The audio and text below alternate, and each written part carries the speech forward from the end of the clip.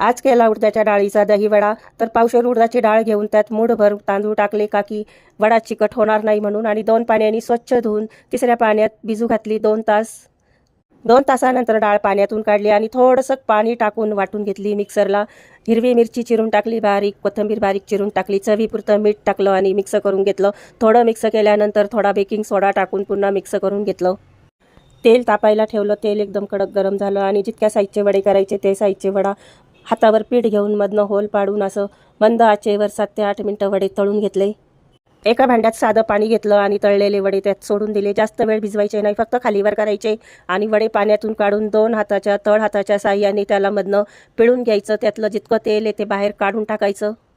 सर्व वडे काढून घेतले पाण्यातून आणि दही थोडं पातळ होतं म्हणून वरनंच दही टाकलं. दही घट्ट राहिलं असतं तर दह्यात बुडून काढले असते, पण दही पातळ असल्यामुळं वरनं दही टाकून घेतलं त्याला भरपूर असं.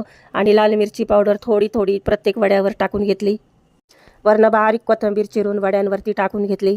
रेसिपी आवडल्यास लाईक करणे, सबस्क्राईब करणे. धन्यवाद.